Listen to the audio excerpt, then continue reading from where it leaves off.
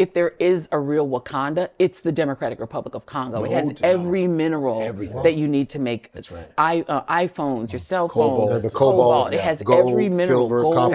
everything. Yeah. It has every mineral in the greatest abundance on the entire planet. It should be the richest nation on earth.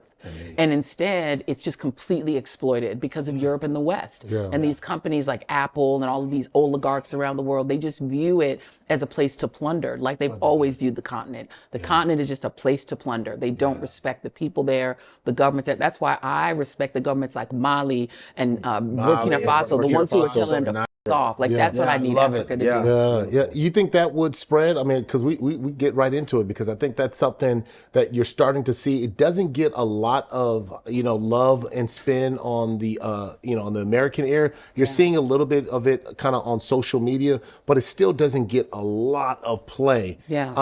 You think that would spread throughout all of Africa? I wish it would, but the legend of Libya, that Muammar Gaddafi tried to create that one single African gold coin, and you look what happened to him. The West doesn't take too kindly to the global South trying to be independent of it. And the idea of a currency on the continent is actually one of the most controversial ideas in the planet, because it would challenge the dollar. And the petrodollar is what keeps the US economy alive. So to me, even when I was at the artist formerly known as MSNBC, I was like obsessively trying to cover BRICS. Americans don't really get international news. Like they don't really. Not at all. And they're not interested at all. Right? Well, they make it American centric. You're right. Everything, Yeah, but then when you go to keep us overseas, misinformed.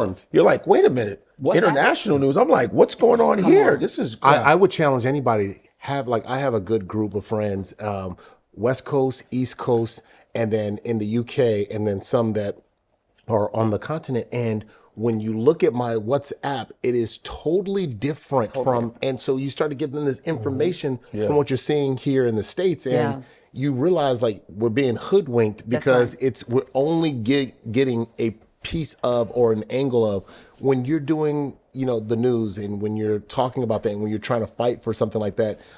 What was the biggest block? What was the biggest hurdle when you're dealing with big news like an MSNBC or some of these big news outlets? It was partly that, at least at MSNBC, it's not like CNN that has bureaus everywhere, right? So a lot of it was the limitations of where NBC has a bureau where we could actually get a correspondent.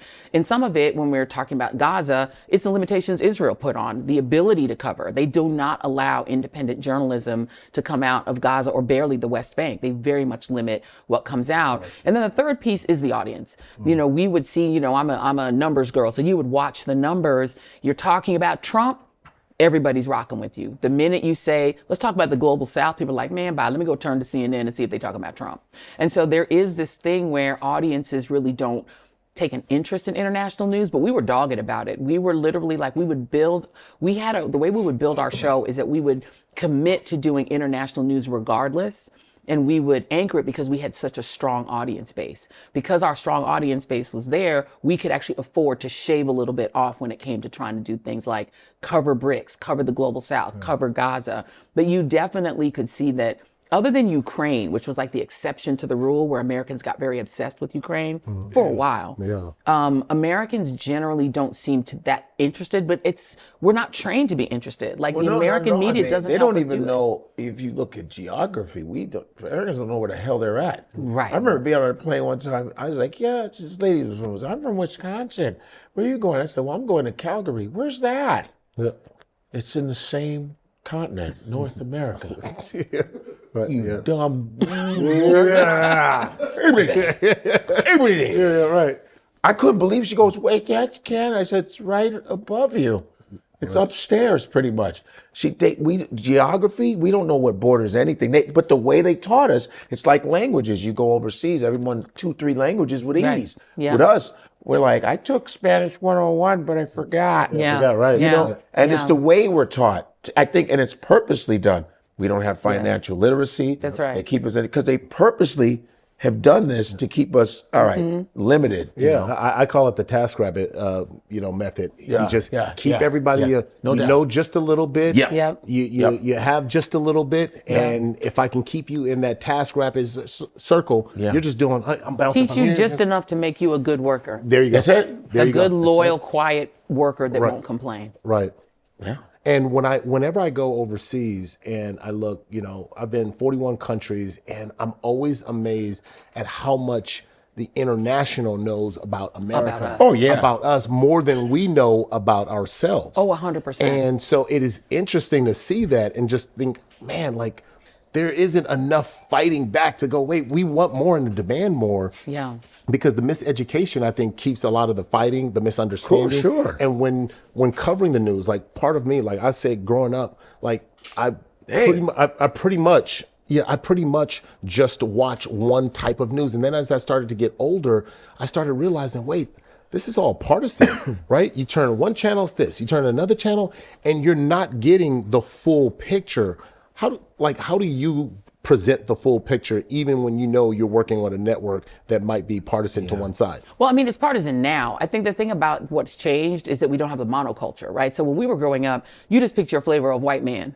You either like Dan Rather, No doubt. Ted Koppel. or you like Ted, right? And it's You down. You down. You're just picking which flavor. They were all going to tell you the same thing. Right. It's just we were Dan Rather family because we liked his little quips. You know what I mean? right. He would be like, if a dog was a horse with a cat tied to its ass, he would like say a thing that sounded so little twang, crazy. he had a little twang. He had the twang, he had a little Texas to him. Texas twang. We found him entertaining, but Yeah. we weren't learning anything different from him than we were learning if we turned to NBC, right? So it's like that's the difference. There was a monoculture. Now the sense of it being partisan is because Roger Ailes and Rupert Murdoch invented something called Fox that warped the idea of what is fair and balanced, because they said to conservatives, look, you don't like the fact that the civil rights movement is being covered and it looks like the segregationists are the bad guy. That is where this idea of partisan news came from, because white Southerners said, you're covering us like we're the bad guy, because you are the bad guy, but they didn't like it. And so they started to perceive the media as biased in the 50s and 60s, because you finally had the media actually covering in a way that said there's a victim and a villain here. You go back 30 years before that, lynchings used to be covered just as a happenstance. It just happened. The presumption even among Northern media is the person being lynched did it. They deserved it. And there was never real coverage. And the Ida B. Wellses of the world, black journalists, demanded that is not the way you cover a lynching. You need to talk about this as a crime.